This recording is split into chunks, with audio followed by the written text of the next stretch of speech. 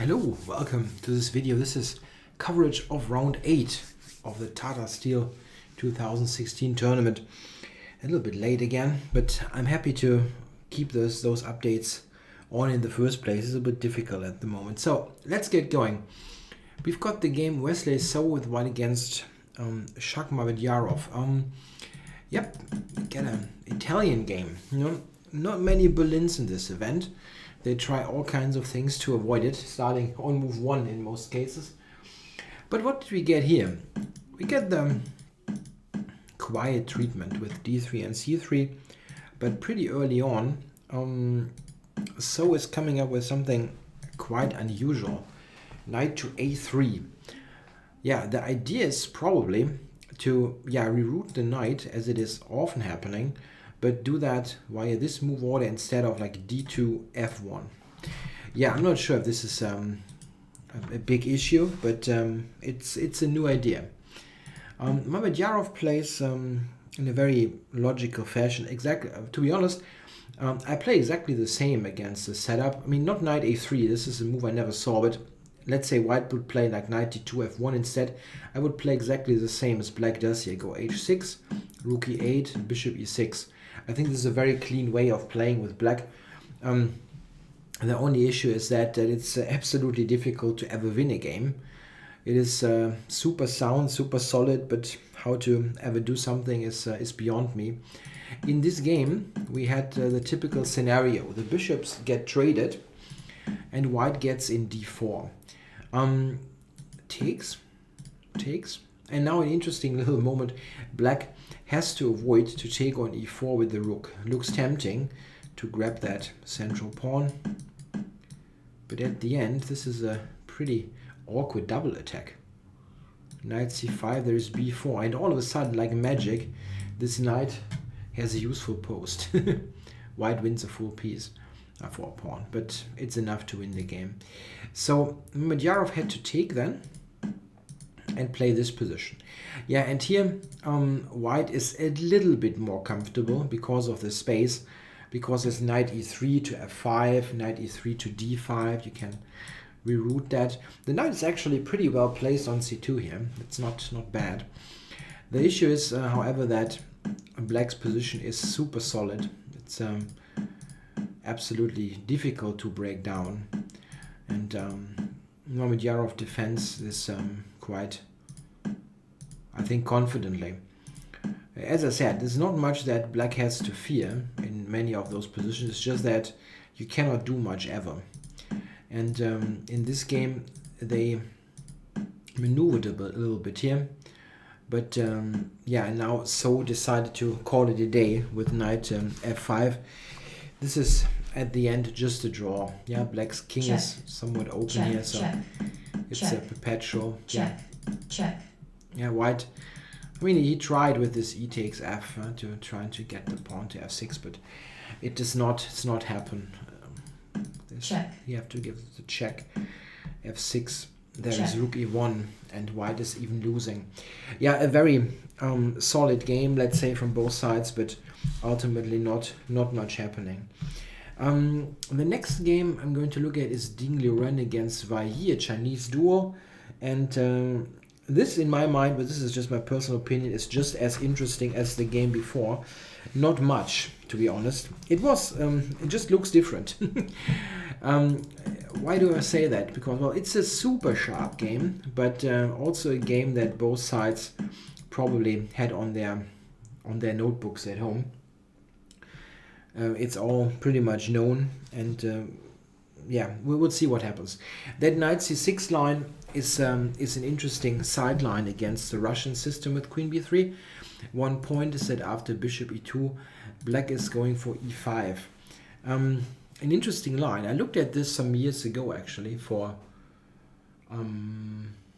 both sides, actually. I was thinking about the Grunfeld with black, and against the Russian system, some sideline would have been welcome, but I landed with this. But at the time, it was a new line, and nowadays it is explored quite well.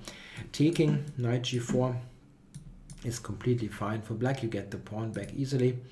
So d5 is critical, and now knight d4. Yeah, black jumps right in. It's yeah, in fact, very forced. White has to take that knight and now take the pawn. There's no choice. And now c6. Black is attacking the center and he's threatening knight takes d5 in the process. In the early days of that line, there were a couple of tries with d6, but this nowadays is pretty much diffused by rook e8, queen d3, and b5. This all looks very sharp and spectacular, but if you check it a little bit with the computer, you'll see that Black will get d6 back and just has an active position. In the game, it's even more spectacular, as after queen c4, Black is sacrificing even one extra pawn more, one more pawn on c6. White has a take, bishop d7, queen d6, and now rook e8. Notice the time. Yeah, both sides have blitzed this out, and it's not even inconceivable that they have looked at this together, at some point, because the Chinese players tend to work together very closely. So it's it's just very sharp, very spectacular looking, but they know what they're doing and they just play what they had at home. Queen a3. Yeah, there was a game relatively recent, it was g3, which is also interesting. Thing is, if you give it to a comp, it says 0, 0, 0 pretty quickly if you let it run a little bit. Yeah, b4, Black is tossing in another pawn, rook b8, queen a3, takes on e4. Yeah, and now the queen h4 idea is of course looming, and the best white move is f4. Check. Now checking, taking. Yeah, now Ding was actually spending time. Maybe he was trying to recall something that that he had looked at earlier. The thing is, the way it goes: bishop f2, queen h3, bishop takes, and this is a position. If you give it to an engine again, it just zeroes out. It just zeroes out. And Vailly was in prep. He was just blitzing everything, and Ding was thinking. Maybe he was trying to remember if there's some way out of this. What he did now is very understandable. They repeated moves there, and the game ended. So for me, a kind of a non-game, as they both had it in their prep the whole time. Maybe Ding was trying to figure out if there's some way out or whatever, or if he had to recall everything. Why is it a draw at this moment, or why did they repeat? It is very difficult for White to avoid it. You can try, for example, to castle long. It looks dangerous instantly, and it's actually probably losing. Now here the bishop is hanging, and if White covers this, move bishop f5 given by the comp. And here the attack will get very, very, very tough to defend. Or, I mean, White is losing. I'm phrasing this wrong. There is no way out here, actually. What is the threat? If White is playing, I'm not quite sure what White should do, because he's tied down a lot. Let's say some queen move, for example. Then there's e3, and now the threat is rook c3 and rook b1 mate.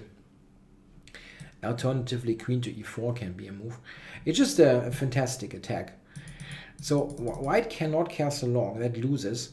The engine for a while wants to play rook g1, covering that queen g2 thing, but then ultimately the computer also zeroes out after bishop d4.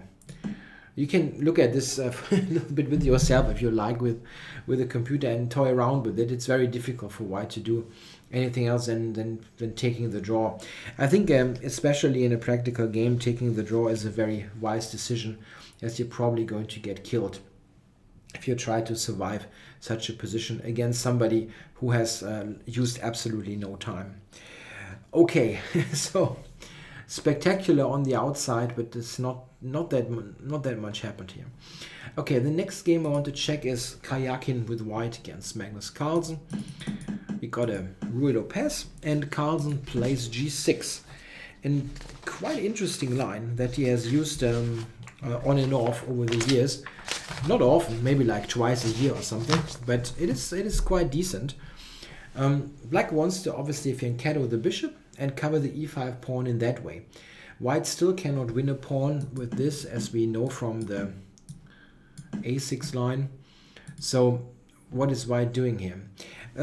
Two main options. White can play with c3 castles in either order, or he can open up the center with d4.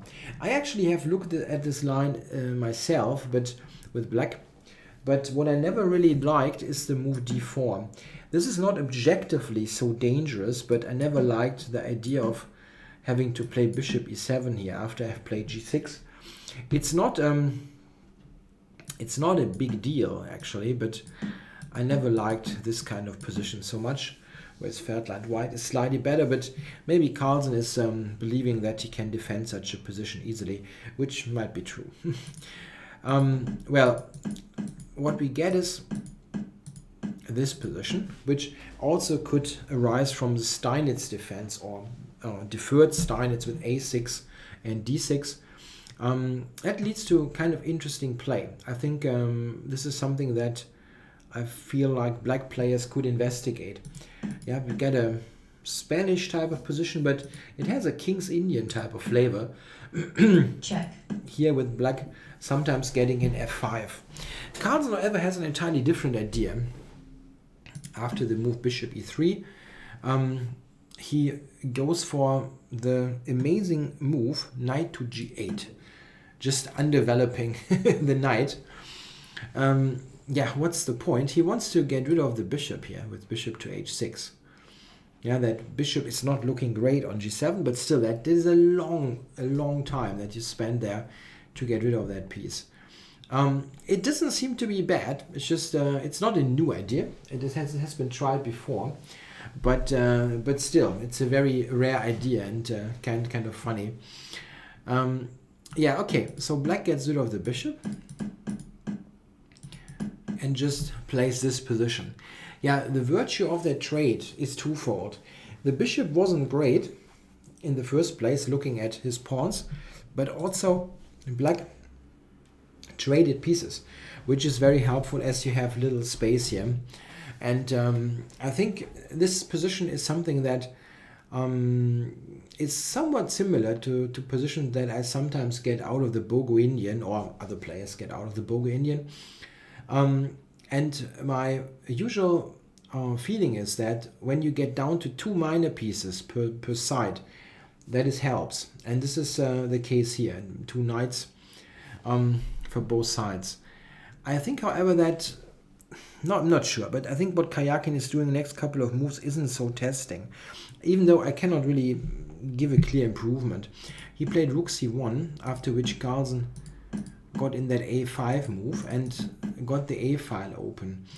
And I felt that this helped black a little bit, but I'm not quite sure what else White should do. You can start with knight d2 and so on, but maybe it's not a big difference.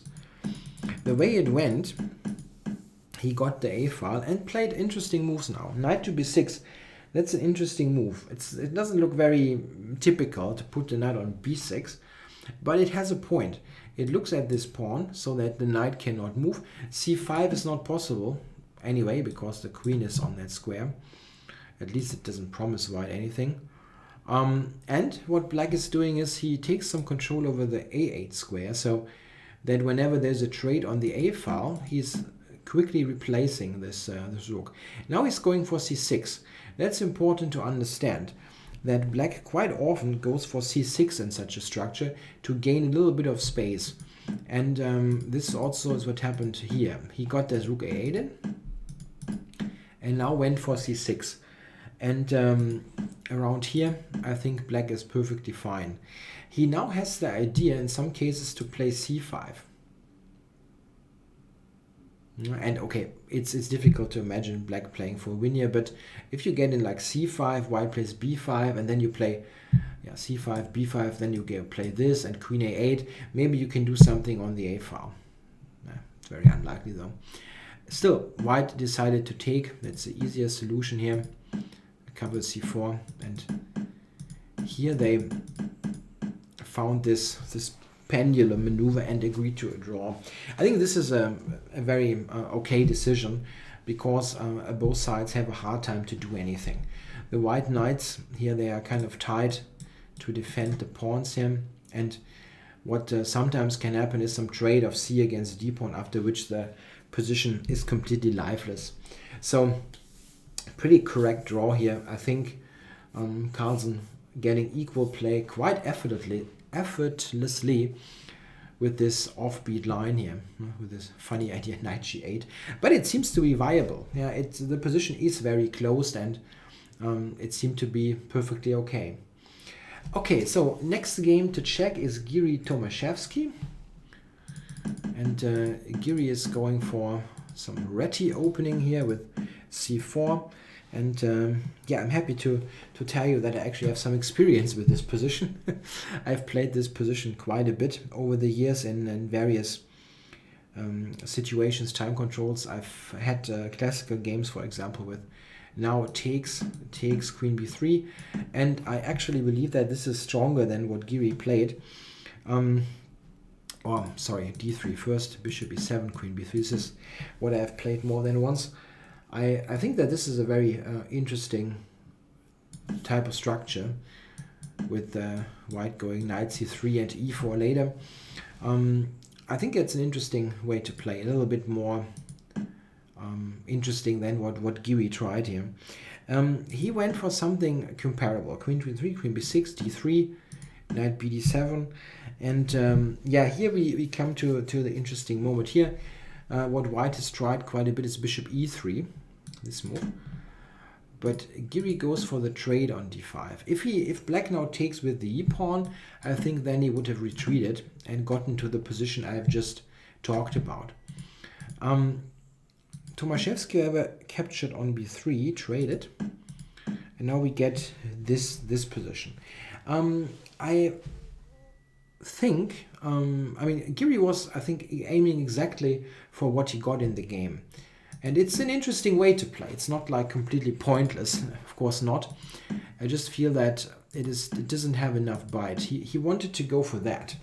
Put the pawn on b4 and play this kind of position where white has some chances to either use a5, c4 or d4. a5, c5 or d4. Yeah, the black queen side is slightly weak. A knight coming to a5, for example, could be pretty annoying. The other thing that white can go for in some cases is to play the move e4, if circumstances are right, to potentially, after d takes, get a 4-pawn against 3-pawn majority on the queen side. On the king side, I'm sorry, that you can push forward. We see some of that later in the game. Bishop e7. Yeah, that looks very logical. Yeah, white gets his pieces to control d4 and c5. And now he goes f4, gaining some space. And this is what I was talking about. If white manages to get in something like e4, e5, then he has some play. But it's difficult to do.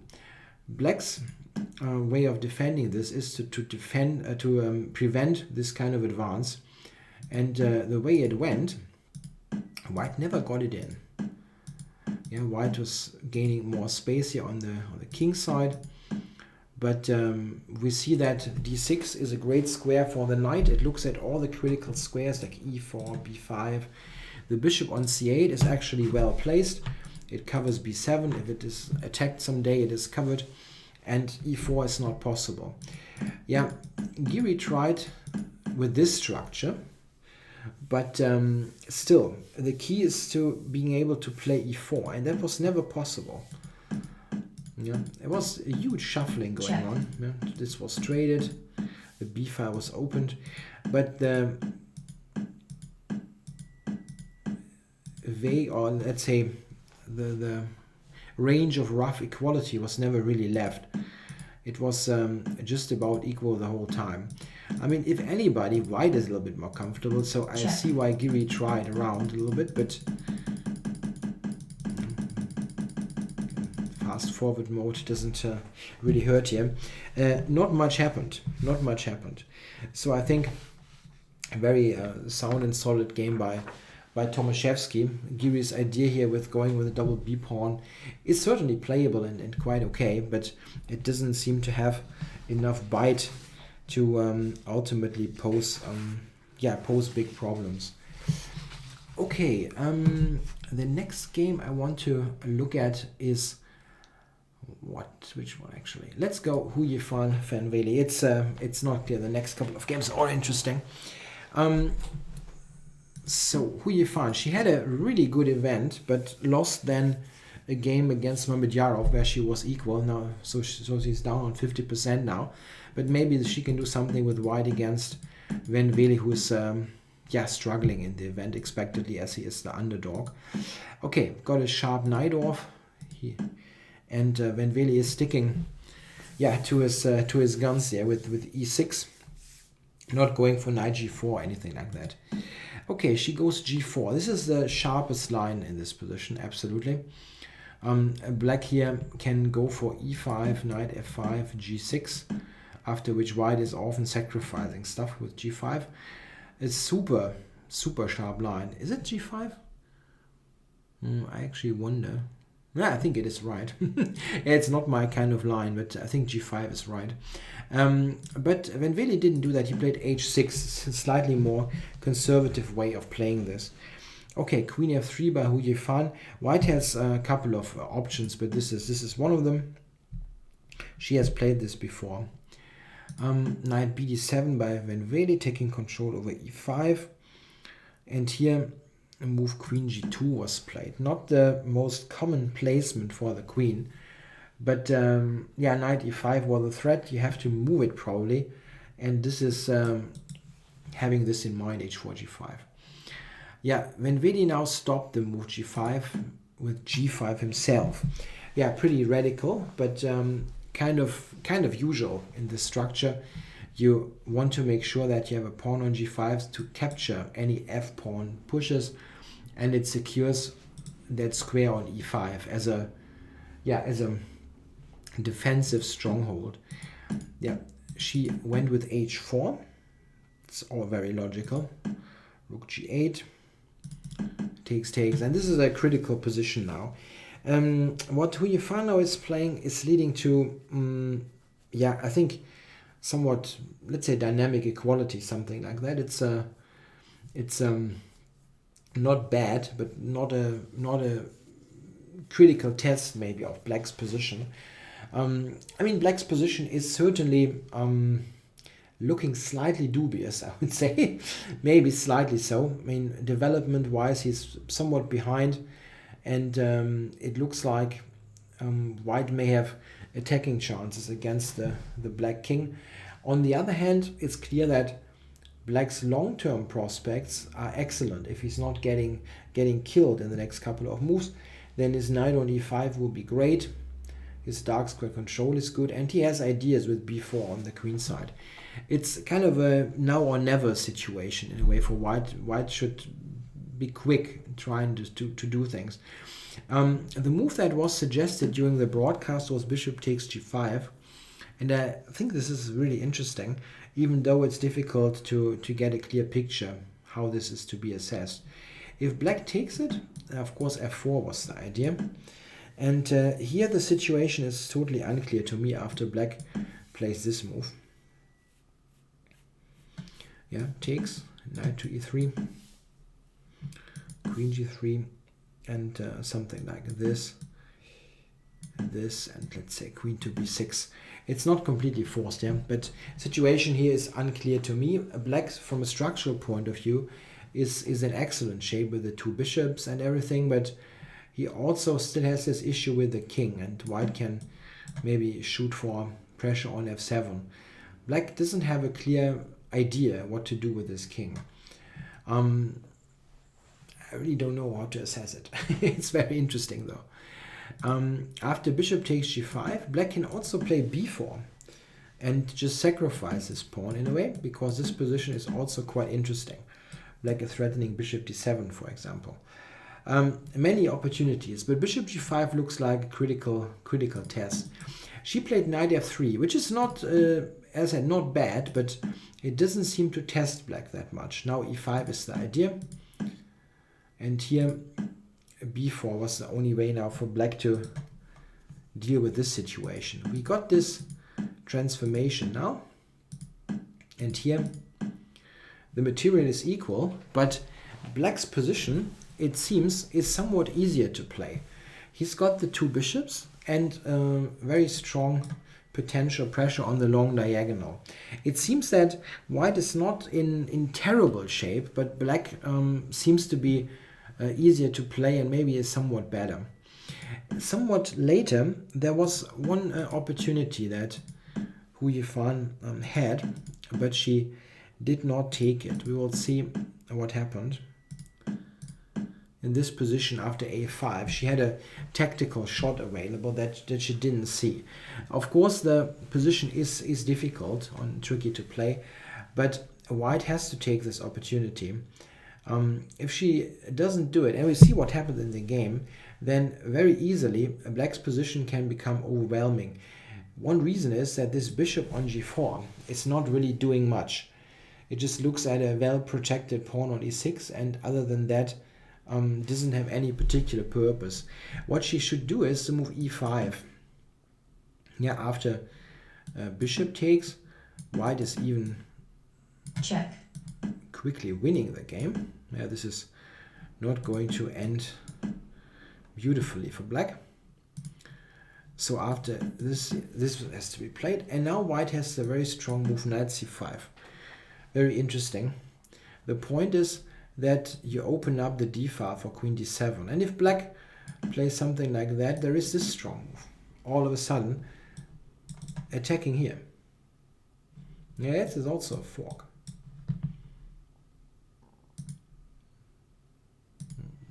After queen takes, and black probably has to do that.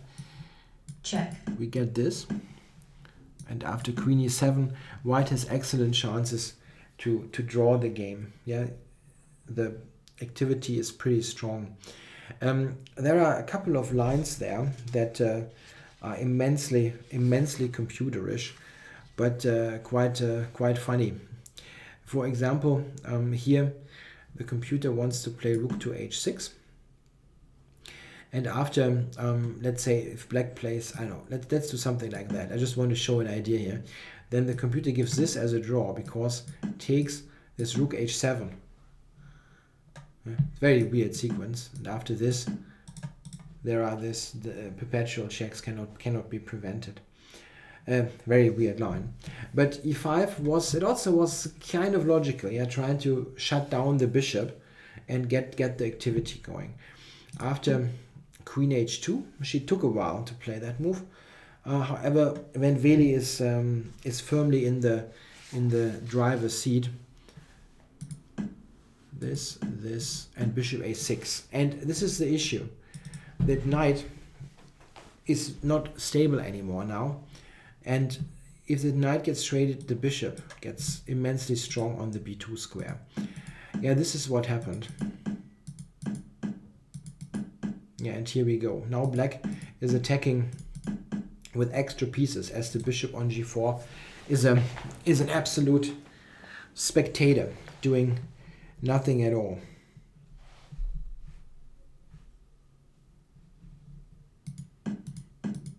Yeah, and with both sides being low on time, Van Vele manages a good check mob up job. He's an exchange up and also has an attack.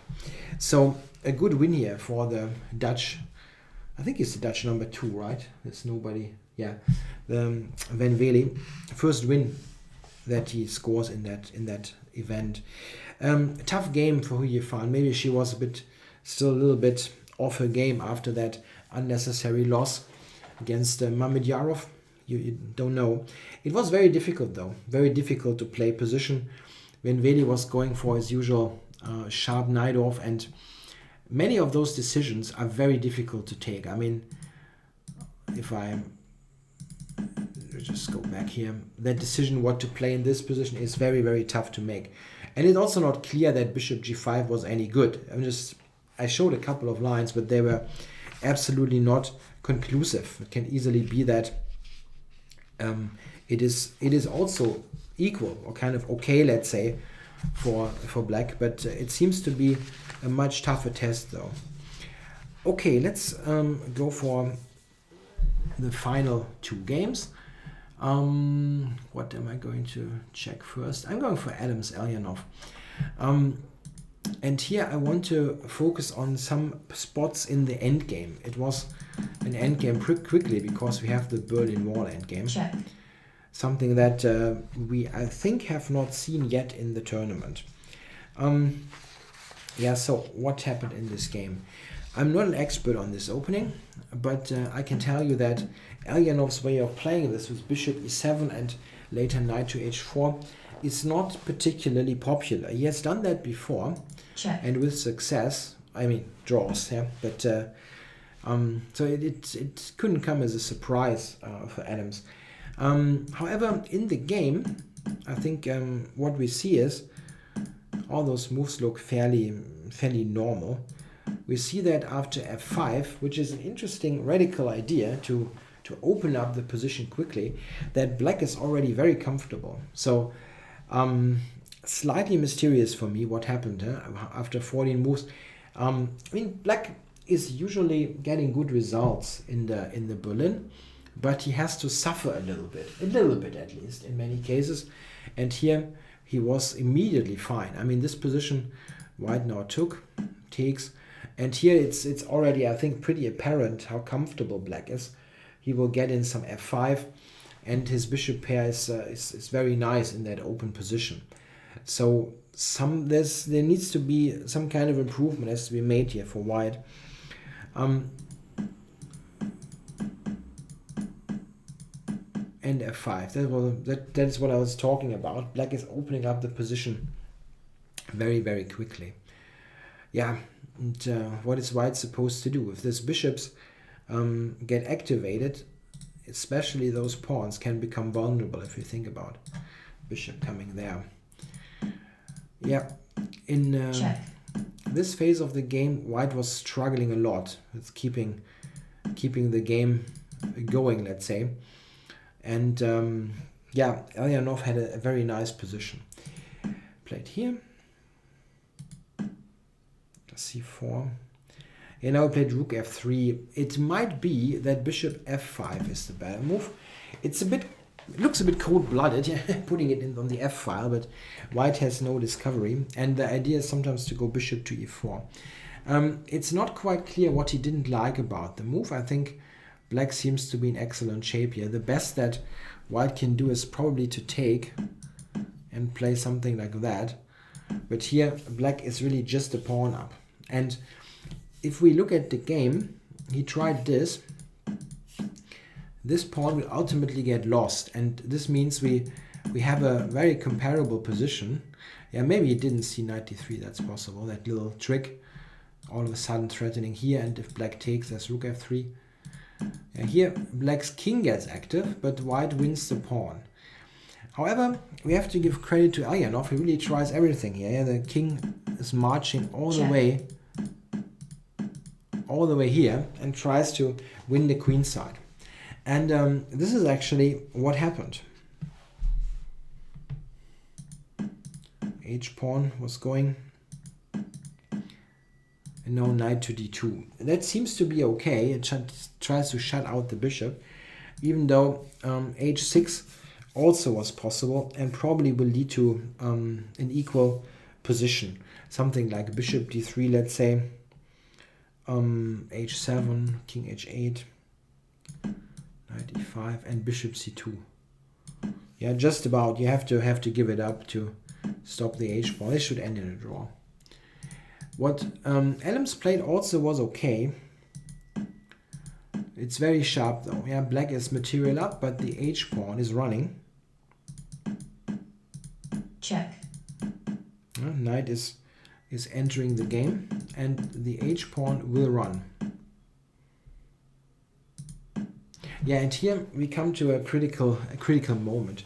Here Adams, with very precise play, can draw the game, even though he's 3 pawns down. Knight to f4 would have been the move to find.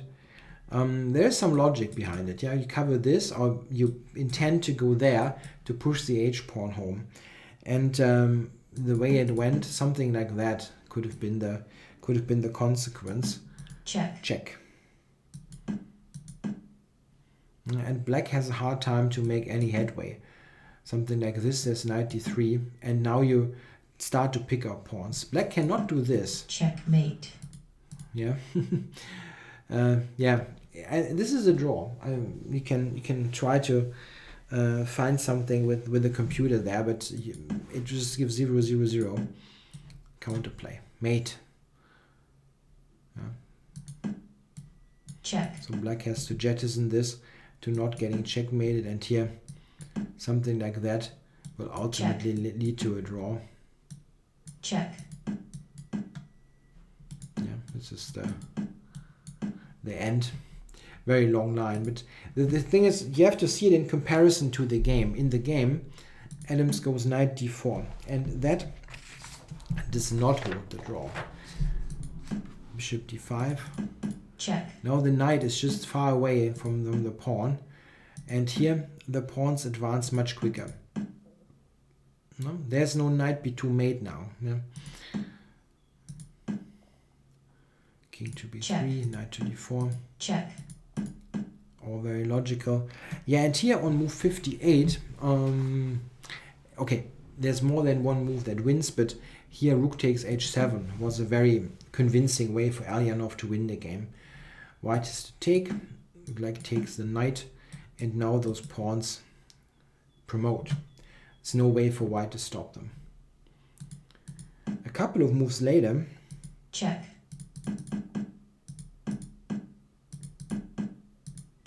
that was here. He again could have taken on h7 but didn't. Yeah, here it's a little bit different, but there is no discovered check that is in any way a problem.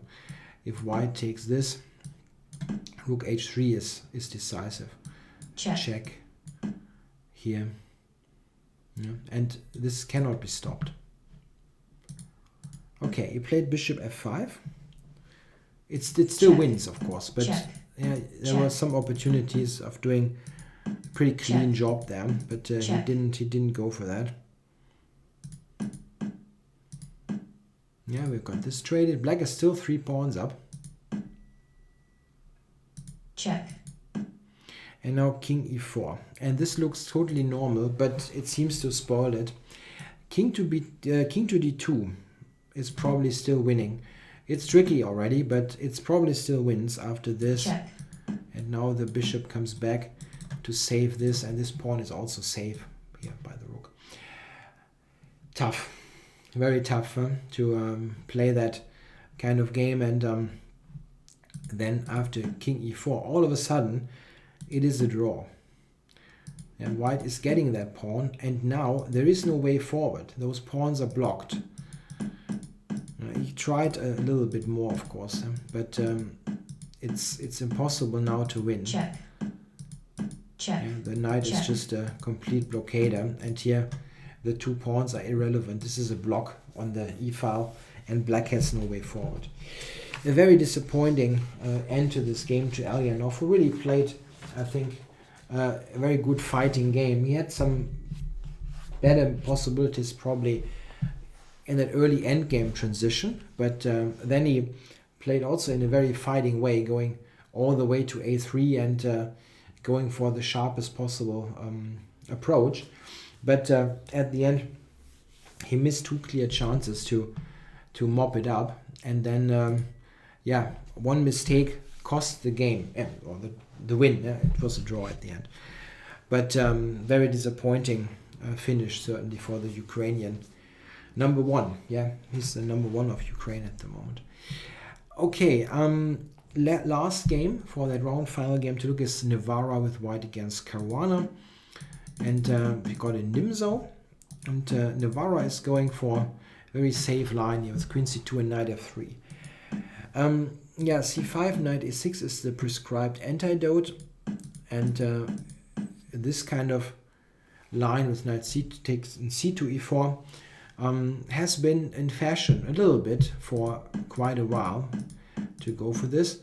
And one reason is that this is a very safe line for white, that despite its weak looking pawn structure is safe, because after d6, e5, white has this activity. This bishop and this bishop will often come to f4. And black quite often has to be very precise to equalize this, and often the equality will be very equal. So there is no time, let's say, for black to conveniently play at those pawns. It's really difficult to do. So knight d7 was played. There's also knight e8. It's also a possibility.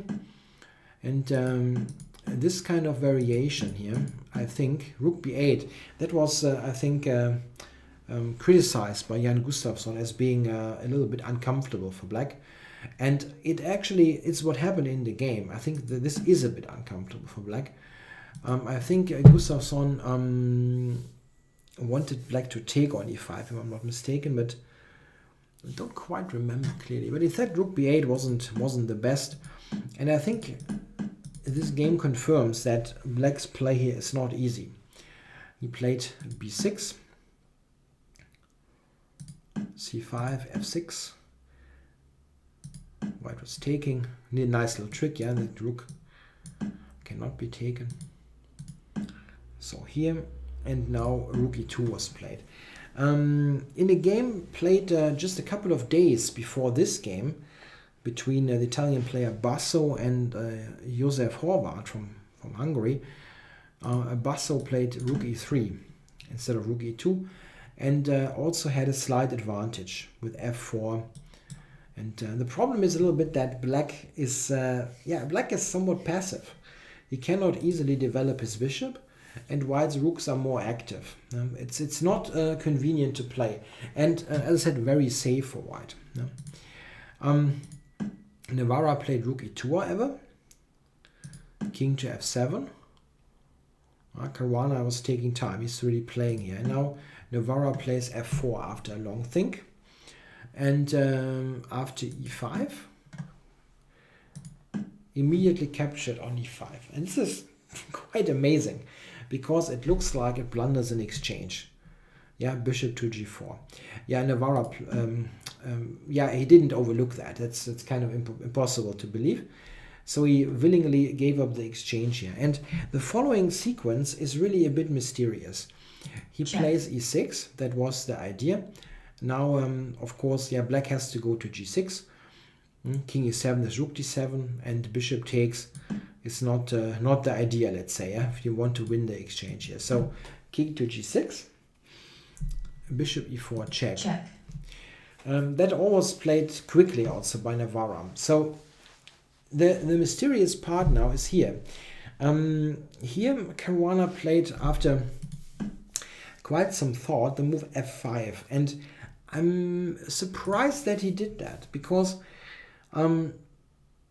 everybody sees that king h6 is keeping the exchange. It's the normal move to play in a way.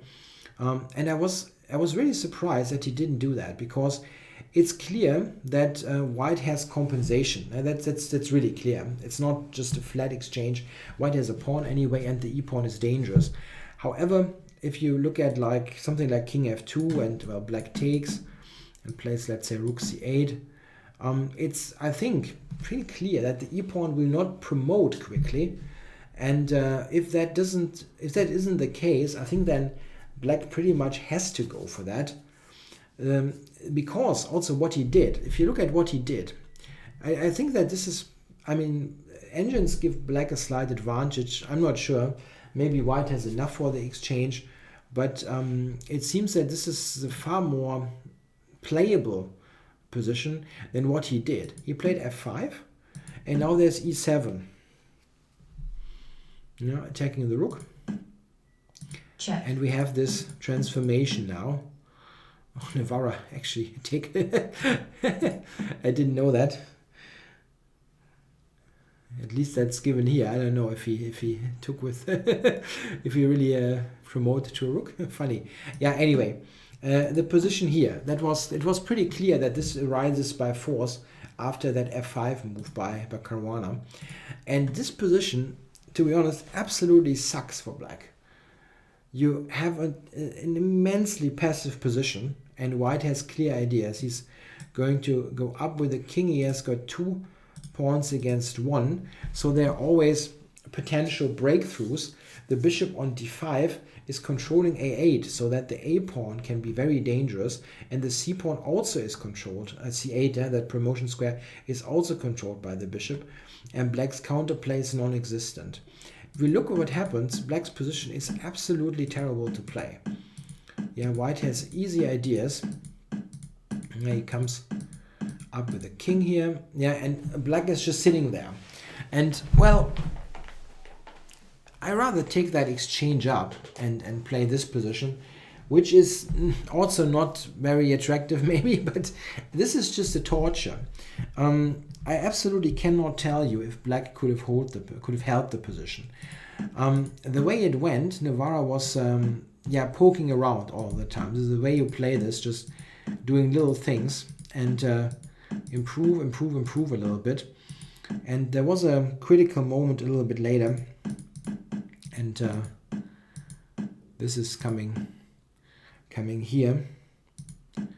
Here black had to play king to d8, which is not a very happy move, but you have to play that. What Caruana played loses. He took on g3, and after that, now Navarra has an excellent sequence that wins the game. He played a5, takes, and c5, and now this is the thing.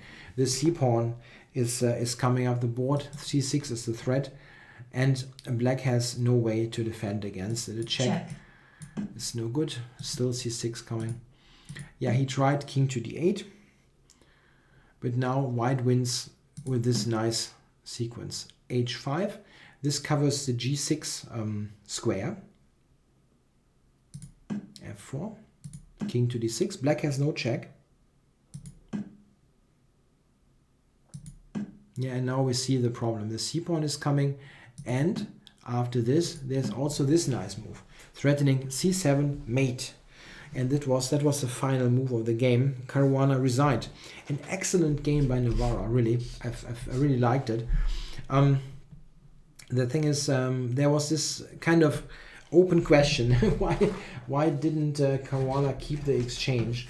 I'm not saying it was terribly easy to do or anything like that. I don't want to be too critical there. Just that if we revisit that moment again, check. That here after f5, the sequence is relatively forced and the position is very uncomfortable, and this is not so clear actually. How does white play it with the pawn? And especially in modern chess, you have this attitude to like, show me. Yeah, I'm taking the material. You have to show me why it does not work. And in this game, Caruana didn't go for that. Show me attitude, and he should have done so. It seems in the game the position was very difficult to defend, maybe impossible to defend, under that typical situation of the clock ticking and not having unlimited time and resources or whatever. It just makes it much more difficult. Okay, I hope you enjoyed the coverage of round 8. I'll be back with round 9 coverage. Bye bye.